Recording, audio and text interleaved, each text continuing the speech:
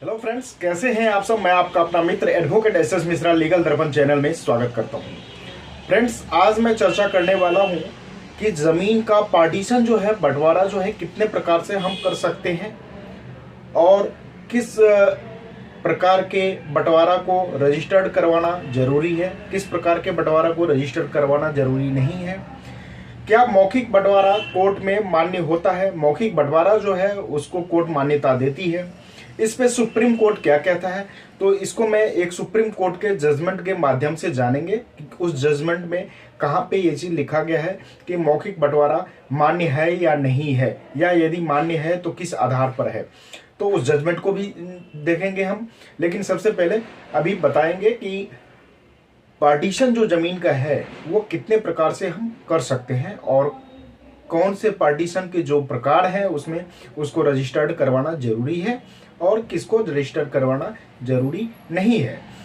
तो इसे जानने के लिए वीडियो को लास्ट तक देखें, और वीडियो देखने के बाद अच्छा लगता है तो हर बार की तरह इस बार भी आप लोगों से एक ही रिक्वेस्ट है कि चैनल को ज़्यादा से ज़्यादा सब्सक्राइब कीजिए, लाइक कीजिए और वीडियो को ज़्यादा से ज़्यादा शेयर कीजिए।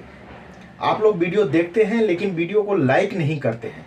जितना व्यूअर्स देखते हैं वीडियो, उतना यदि लाइक करेंगे तो वीडियो ऑटोमेटिक जो है वो ज़्यादा से ज़्यादा व्यूअर्स के पास पहुंचेगा, और इसको शेयर भी कीजिए।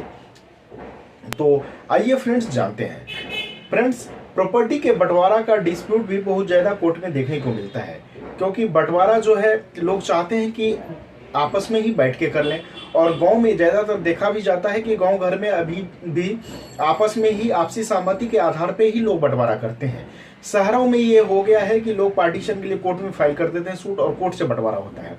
लेकिन बंटवारा के भी कुछ प्रकार हैं। इंडियन पार्टीशन एक्ट जो है, जिसके अनुसार बंटवारा के कुछ टाइप्स हैं, जिन जिन प्रकार का आप यूज करके जिस तरीके से आप चाहें उस तरीके से अपनी जमीन का बंटवारा कर सकते हैं।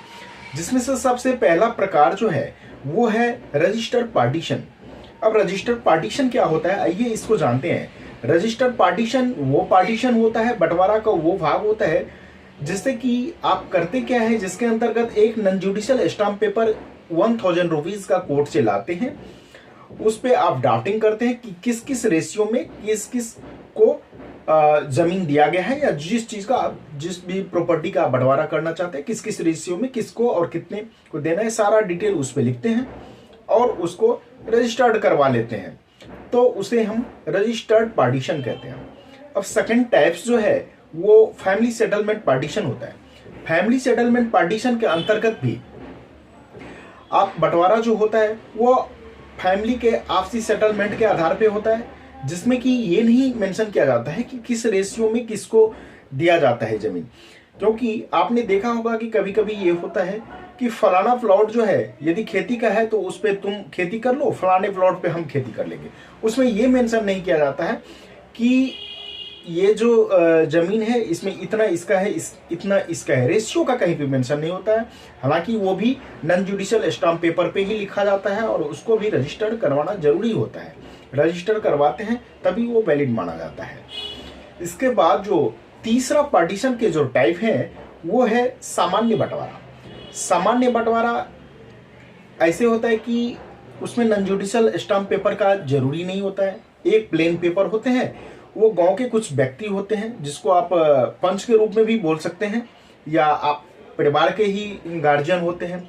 वो सब आपस में ही बैठ के एक पेपर पे, प्लेन पेपर पे ही अपना लिख लेते हैं कि ये जमीन इसका, ये जमीन इसका, जो भी है उनको लगता है आपसी सहमति के आधार पे वो लिख के, और उस पे जो है सभी पार्टी जो जिसको हिस्सा मिला है वो अब साइन कर देते हैं। 2 गवाह का साइन हो जाता है, वही हो गया सामान्य बंटवारा।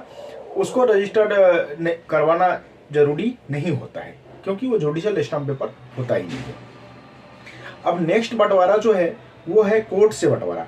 जब इन सब से बंटवारा नहीं होता है तो ऑप्शन क्या बचा हमारे पास, कोर्ट में। तो कोर्ट में तो आपको पता है कि कोर्ट में यदि आपको बंटवारा कोर्ट से कराना है तो उसके लिए सूट फॉर पार्टीशन डालना पड़ेगा। पार्टीशन का सूट आप डालिए, बंटवारे के जमीन के बंटवारे का बाद डालिए, और फिर कोर्ट अपने प्रकार तरीके से उस जमीन का पार्टीशन करेगी। अब सबसे लास्ट जो है वो है मौखिक बंटवारा, जो कि गांव घर में ज्यादातर देखने को पहले भी मिलता था, अब भी मिलता है। रेशियो उस टाइप से घट गया है। अब थोड़ा रेशियो कम हो गया है क्योंकि जमीनी विवाद ज़्यादा होने लगा है, तो लोग अब मौखिक बंटवारा पे उतना विश्वास नहीं करते। और कोर्ट का भी इस मामले में मानना है, लॉ भी यही कहता है कि मौखिक बंटवारा लीगली यदि देखा जाए तो मौखिक बंटवारा मान्य भी नहीं होता है। मौखिक बंटवारा के लिए भी कुछ कंडीशन लगाए गए हैं, जिसमें जो मैं आगे बताऊंगा आपको अभी कि सुप्रीम कोर्ट का जजमेंट क्या कहता है। सुप्रीम कोर्ट का भी बहुत सारा जजमेंट है इस पे, जिसमें एक जजमेंट के बारे में आज मैं जिक्र करूंगा आगे, तो उसको मैं बाद में बताता हूं, अभी वीडियो पे बना रहिए। तो फिलहाल जो जमीन के जो पार्टीशन की बात है, तो पार्टीशन का मैंने बताया आपको कि आप 5 तरीके से, इंडियन पार्टीशन एक्ट के अनुसार 5 तरीके से बढ़ सकते हैं। तरीका नंबर 1 जो है वो रजिस्टर्ड पार्टीशन, दूसरा फैमिली सेटलमेंट पार्टीशन, तीसरा है सामान्य बंटवारा, चौथा कोर्ट से जो बंटवारा होता है वो, और फिर लास्ट जो है वो मौखिक बंटवारा। अब आते हैं कि मौखिक बंटवारा कोर्ट में मान्य होता है कि नहीं होता है। बहुत सारे कानून में हर एक टाइप से लिखा गया है, लेकिन कानूनी रूप से यदि देखा जाए तो मौखिक बंटवारा कोर्ट में मान्य नहीं होता है। इसी पे आइए हम एक सुप्रीम कोर्ट का जजमेंट देखते हैं, जिस जजमेंट में से आपको क्लियर हो जाएगा कि मौखिक बंटवारा मान्य होता है या नहीं।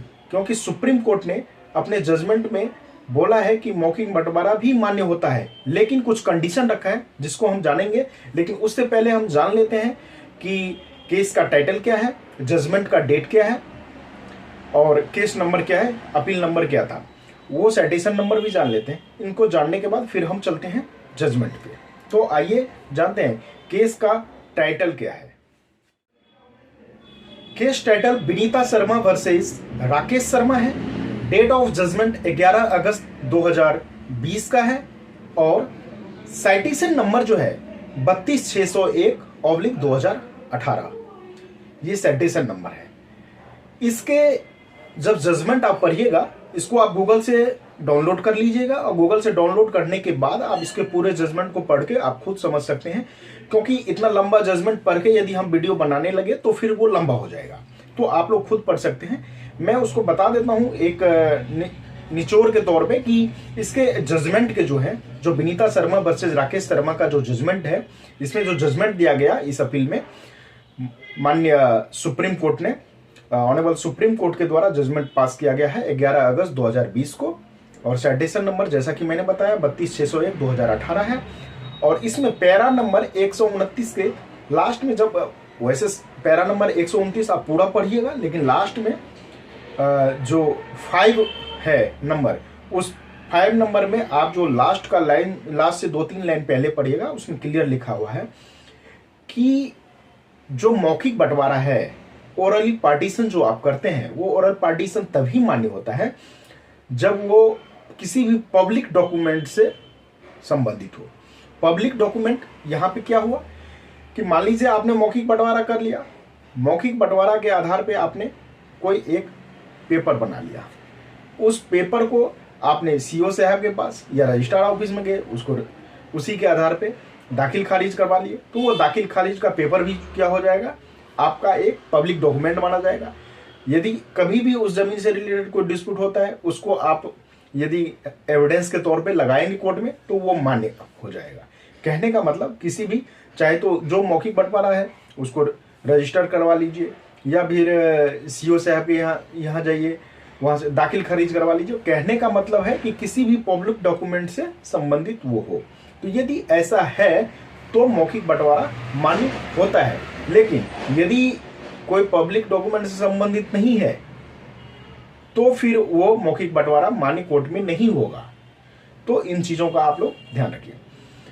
फ्रेंड्स, जानकारी आप लोगों को कैसा लगा आप मुझे कमेंट करके जरूर बताइएगा। कुछ और जानकारी चाहिए तो आप मुझे कमेंट कीजिए, मैं उसका रिप्लाई देने का कोशिश करूंगा। आप लोग जो कमेंट कीजिएगा, उस कमेंट को यदि मुझे लगेगा कि इसका एक सेपरेट वीडियो ही बना के मैं बताऊं, तो मैं उस पर सेपरेट वीडियो बना के भी आप लोगों को बताऊंगा। यदि आप लोग ऑन कॉल कंसल्टेंसी लेना चाहते हैं, तो स्क्रीन पे दिए गए नंबर पे कॉल बुक करके आप कंसल्टेंसी ले सकते हैं। ये चार्जेबल है, इसका फीस पे करना होता है। तो फ्रेंड्स, आज तक के लिए इतना ही, फिर मिलते हैं नेक्स्ट वीडियो में। तब तक के लिए धन्यवाद।